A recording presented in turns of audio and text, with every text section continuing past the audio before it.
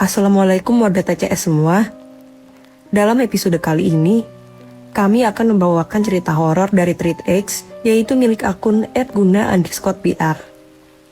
Sedikit bocoran, dalam ceritanya ini, kejadian janggal terjadi di kosannya yang sangat mengganggu seluruh penghuni kosan, bahkan gangguannya pun bermacam-macam. Tanpa menunggu lama-lama lagi, kita mulai aja ceritanya. Selama ini, gue sering baca cerita horor orang dan pengen nyoba bikin sendiri. Tapi sayangnya sering gagal, karena satu dan lain hal. Dan baru bisa kesampaian bikin sekarang. By the way, semuanya cerita pribadi gue, tanpa rekayasa sedikit pun. Sebelumnya gue jelasin kalau ini trip pertama gue. Jadi mohon maaf kalau ada pemilihan kata yang jelek, alur berantakan dan hal-hal lain yang bikin trip ini kurang enak dibaca.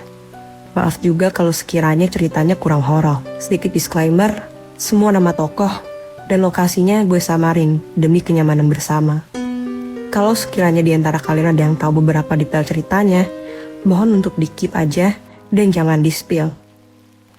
Cerita ini dimulai pada tahun 2013 sampai 2017, waktu gue kuliah di salah satu PTN di Jawa Tengah. Gue masuk kampus ini via jalur mandiri, bisa dibilang jalur terakhir. Makanya kos-kosan dekat kampus yang bagus udah pada penuh diisi sama anak jalur SNMPTN atau SBMPTN. Setelah nyari sana sini, akhirnya gue dapat kosan. Letak kosannya itu ada di ujung gang buntu. Posisinya di kiri dan di depan ada rumah warga. Di kanannya ada tanah kosong gitu yang biasa dipakai bocah buat main bola, dan di belakang kos ini juga ada kayak kebun yang gak begitu keurus. Dari awal, aura kosan gue ini emang udah horor gitu. Seperti yang gue bilang sebelumnya, dari awal aura kosan ini tuh emang udah horor banget. Siang aja serem, apalagi kalau udah malam. Makanya gue cuman pindah setahun aja di sini. Tahun depan rencananya mau pindah. By the way, ini nama-nama teman kos gue berdasarkan nomor kamar. 1 ada Bowo, 2 Riki, 3 Mail, 4 Tama, 5 Andre, 6 gue, 7 ada Tian, 8 Sirat, 9 Fahri, 10 Agung, 11 Randa, 12 Fajar, 13 Rendra, 14 Saleh, dan yang terakhir 15 Rizky. Nah, semuanya itu baru ngekos di sini, karena katanya tadinya sih ini kos cewek. Nah, dibuat khusus cowok ya baru tahun ini. Gue juga sempat tanya ke tetangga depan, kalau kos gue ini sebenarnya udah kosong beberapa tahun. Wah, mulai dong agak mencurigakan. Singkat cerita, awalnya gue nyaman-nyaman aja di sini. Tapi belum sebulan, gangguan itu pun datang. Gue lagi ngumpul sama anak kos yang lain di ruang tengah. Semakin malam, satu persatu mulai masuk kamar.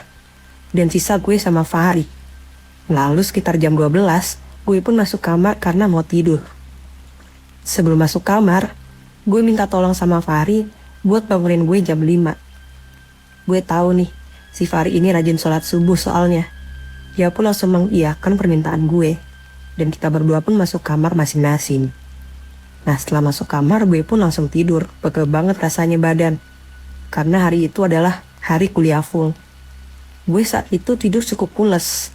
Sampai akhirnya, gue kebangun gara-gara ada yang ngetok pintu kamar gue.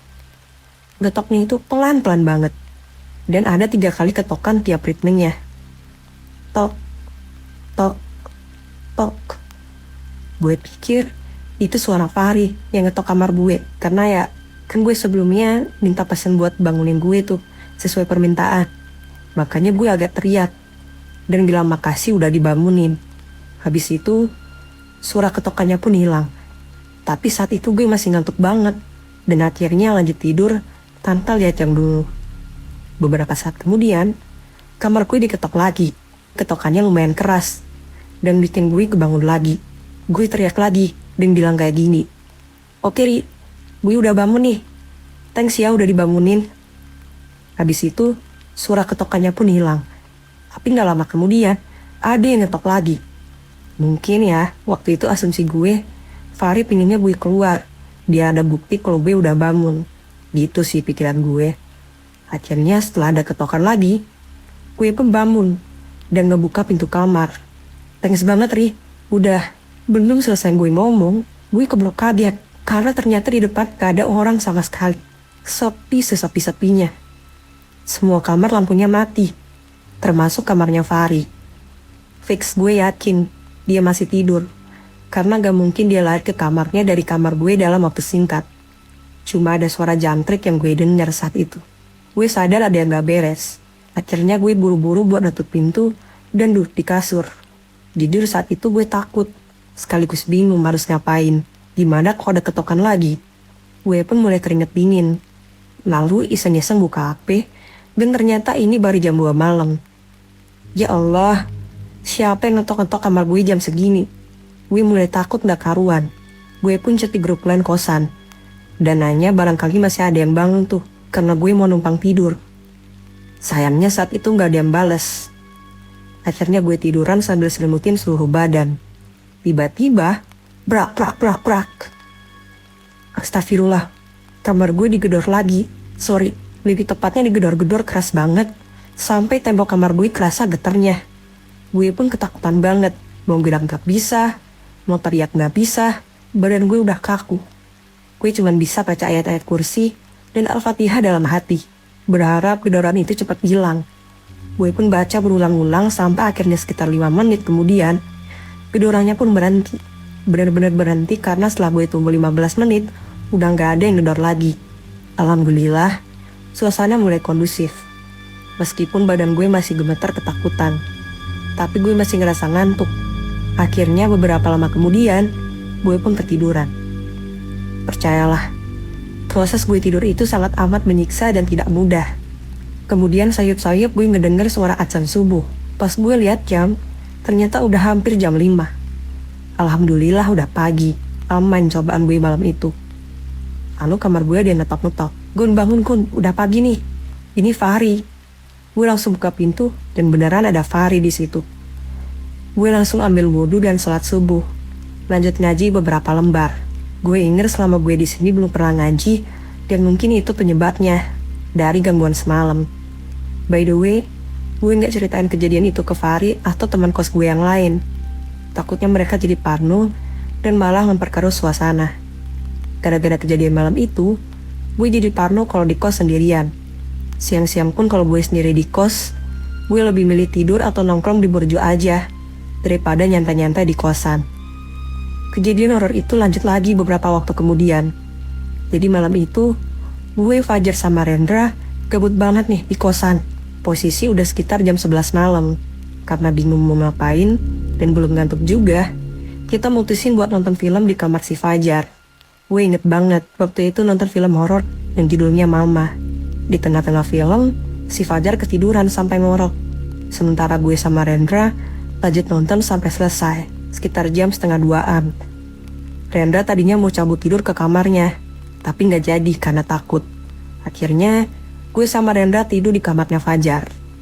By the way, di depan jendela kamar Fajar ini persis ada tangga. Tangganya terbuat dari kayu, jadi kalau ada yang jalan itu bakal kedengeran banget. Gorden si Fajar juga banyak yang tipis gitu. Jadi lo bisa lihat siluet tangga dengan jelas dari jendela kamarnya. Nggak berapa lama kemudian, gue lihat si Rendra udah tidur. Sementara gue masih melek karena belum ngantuk sama sekali. Kadang gue lirik-lirik ke arah jendela sama pintu. Ngeri kalau misal tiba-tiba kejadian kamar diketok itu keulang lagi. Cukup lama juga gue diam sendiri nunggu ketiduran. Sampai akhirnya tiba-tiba bola plastik yang ada di ruang tengah lantai itu jatuh menggelinding ke bawah. Jatuhnya itu pelan-pelan banget. Dan karena tangganya dari kayu, jadi suara hentakan bolanya kedengaran jelas. Dan demi apapun, itu creepy banget. Gue saat itu masih nyoba buat mikir positif. Mungkin ya itu cuman angin. Tapi si bola itu terus ngegelinding sampai ke lantai bawah dan berhenti tepat di depan jendela kamarnya si Fajar. Anjir, gue parno. Gimana kalau misalnya tiba-tiba bola itu bergerak lagi? Jalan gue saat itu udah kemana-mana nih. Gue terus ngeliatin jendela, bukan karena gue sok pemberani ya. Gue justru mau ambil ancang-ancang seandainya ada kejadian yang tidak gue inginkan. Dan ketika gue masih ngeliatin itu jendela, tiba-tiba ada bayangan orang bolak-balik kelihatan jelas dari jendela. Astagfirullah, apalagi ini? Gue pun coba ngintip di sela-sela bawah pintu dan emang ada bayangan orang lewat. Gue mulai ketakutan, tapi masih coba bikin positif saat itu. Mungkin aja itu anak kosan yang mulai sholat tahajud. Ada total 2 kali bayangan itu bolak-balik di depan jendela. Dan setelah lama-lama gue perhatiin, bayangan itu emang mirip bentuk manusia, dan dia melayang dan bukan jalan. Sumpah gue nggak bohong. Percaya nggak percaya, selama bayangan itu bolak-balik, di luar itu tiba-tiba angin kenceng banget. Suara pohon mangga di belakang yang kena angin itu jelas banget kedengeran. Ditambah ada suara-suara kerikil yang berterbangan kena atap rumah, persis kayak di film-film horor. Karena gue takut, gue coba ngebangunin Fajar dan Vendra. Tapi mereka kayaknya ngantuk banget dan langsung tidur lagi setelah gue bangunin. Ya udahlah, toh gangguan malam itu cuma segitu. Bayangan itu juga gak ngetok-ngetok dan sebagainya. Masih bisa lah gue handle. Gue pun tunggu pergerakan mereka yang lain. Dan ternyata gak ada apa-apa. Nah, suasana pun udah aman. Gue pun lanjut tidur. Paginya, gue tanya anak-anak, siapa yang semalam ke belakang jam 2? Nah, saat itu gak ada yang ngaku. Mereka gak ada yang ngerasa ke belakang jam segitu. Ya udah, fix kan? Siapa lagi kalau gitu selain dia? Sejujurnya, suara buah jatuh itu jauh lebih menyeramkan dibanding bayangan yang bolak-balik itu. Lo bayangin aja nih, kejadian-kejadian horor itu gak cuma dialamin sama anak kosan gue. Tamu-tamu teman gue yang datang pun ikut jadi korban. Salah satunya teman gue yang namanya Sirat dan Bowo, yang lagi main dan nginep di kosan. Dimulai dari temannya Sirat nih. Jadi waktu itu temannya Sirat ini datang ke kosan malam-malam. Kayaknya belajar bareng sekalian nginep. Tapi tiba-tiba, lewat tengah malam, si temannya Sirat ini ngebangunin Sirat yang udah tidur dari tadi. Sirat yang kebangun pun nanya, ada apa? Temennya ini kelihatan pucet dan lagi beresin barang-barangnya dia. Gue gak jadi nginep deh, mau tidur di kos aja. Sirat heran dong. Padahal tadi temannya ini udah dalam posisi siap tidur, tapi kenapa tiba-tiba tengah malam gini mau balik? Lo kenapa? Tanya Sirat. Udah deh, pokoknya gue mau balik. Thanks ya, besok gue ceritain. Habis itu dia ngambil motor di parkiran dan langsung pergi dari kosan gue. Nah besokannya, Sirat ketemu temennya itu di kampus. Dan dia langsung cerita alasan dia kenapa dia pulang tengah malam. Jadi temennya Sirat ini udah siap-siap mau tidur kan saat itu. Tapi dia gak ngerasa cuman berdua di kamar itu. Jelas-jelas, dia ngedengar ada suara nafas lain yang lebih berat. Karena ngerasa takut, dia pun coba buat nyari tahu sumber nafas itu. Dan ternyata, tepat di pojokan kamar Sirat sebelah pintu, ada sosok tinggi besar hitam bermata merah lagi ngeliatin ke arah dia. Nah dia ngeliat itu dengan mata kepalanya sendiri. Sontak dia pun kaget dan langsung ketakutan. Kondisi kamar saat itu emang lampunya dimatiin. Tapi bayangan itu masih kelihatan jelas. Itu pun durasinya cukup lama. Dia untuk coba bertahan di situasi itu. Tapi sosok itu tetap di tempatnya ngeliatin dia. Berasa gak tahan, akhirnya dia ngeberaniin diri buat nyalain lampu. Dan setelah nyalain lampunya, jreng, bayangan itu pun tiba-tiba hilang. Dari situ dia ngerasa gak memungkinkan untuk nginep dan mutusin buat pulang aja. Untungnya, Sirat bukan tipe orang yang parnoan, jadi masih pede-pede aja tidur di kamarnya. Sayangnya, malah gue yang jadi semakin parno. Lain lagi dengan cerita temannya yaitu Bowo.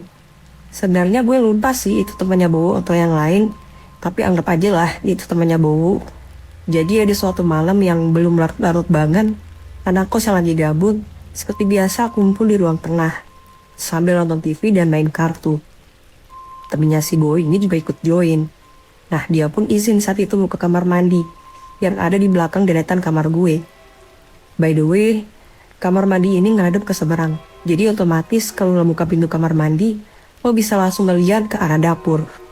Gak berapa lama kemudian, dia balik lagi ke ruang tengah. Sayangnya, dia balik dengan membawa pertanyaan yang bikin anak-anak merinding. Di kosan ini ada cewek. Gue lihat di dapur ada cewek yang lagi berdiri. Kayaknya sih masak.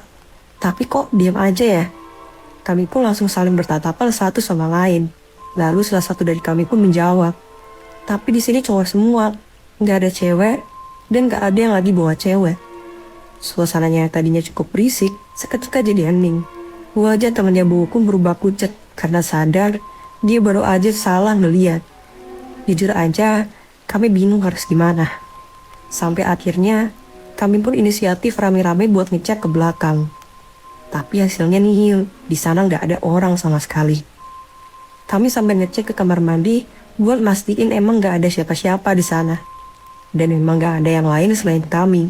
Karena hal itu, kami langsung masuk ke kamar masing-masing. Sedangkan gue masuk ke kamar Fahri. Kalau suasananya lagi horor, gue ini emang sering nginep di kamar dia. Setelah kejadian itu ya, anak-anak mulai rajin cerita tentang kejadian horor mereka masing-masing yang selama ini gak berani mereka ceritain. Ternyata banyak juga yang cerita horor yang gue gak tahu. Misalnya nih, ada teman gue yang lihat samar-samar ada orang separuh dari pinggang ke bawah. Ada yang lihat bayangan cewek di pagar depan pas lagi nutup pintu garasi. Ada juga yang dengar suara cewek yang ketawa. Ada juga yang jendelanya dilempar kerikil. Dan ada yang lagi mandi tapi lampunya dimatiin. Tapi bukan cuma itu aja nih. Ada juga yang lihat anak kecil ngintip di jendela lantai 2 pas lagi maghrib. Dan kosan itu saat itu lagi sepi-sepinya. Teman-teman gue ini sepakat kalau daerah belakang yaitu kamar mandi, dapur, tempat cuci dan jemuran outdoor adalah area paling teritori menyeramkan. Titik paling menyeramkannya yaitu dari pohon mangga. Kejadian gedor-gedoran yang mirip sama kejadian gue pun terjadi lagi di kamarnya Rizky. Singkat cerita, teman-temannya Rizky dari kampung lagi main nih ke kos. Kira-kira 10 orang. Rizky ini emang berasal dari kota sebelah. Sekitar 1 jam perjalanan dari kosan gue, jadi wajar tuh kalau teman-temannya sering datang. Mereka keluyuran sampai malam dan baru balik kos tengah malam. Ketika sebagian besar dari mereka udah pada tidur, kejadian gedor-gedoran itu dimulai. Bedanya nih, yang digedor bukan pintu, tapi jendela. FYI, jendela kamarnya Rizky ini ada di atas tangga, yang gak mungkin tuh dijangkau sama tanah manusia. Jendela mereka ini digedor begitu hebat, karena kebanyakan mereka pun berani buat lihat keluar jendela, tapi nggak ada apa-apa di sana. Sayangnya, tiap mereka mulai ngerasa aman, lagi-lagi jendelanya itu digedor. Nggak mungkin karena takut, mereka pun balik ke kota asalnya pagi-pagi banget, sekitar abis subuh. Gangguan-gangguan itu pun bikin gue cukup risih banget. Meskipun cuma buat sekedar tidur di kosan, makanya gue lebih sering main dan nginep di kosan teman kelas gue. Apalagi semakin lama, kosan itu makin terbengkalai gitu. Perhatian dari ibu kos pun makin lama makin memudar. Sampah di kosan udah mulai jarang banget ada yang ngangkut. Begitupun dengan kosan yang semakin jarang dibersihin. Alhasil lantai kotor dan daun pohon mangga berserakan di belakang. Mbak-mbak yang biasa bersihin kosan juga sering banget ganti. Pernah suatu kali gue tanya sama mbak-mbak yang lagi bersihin kosan. Mbak, kalau bersihin kos, biasanya pagi jelang siang ya?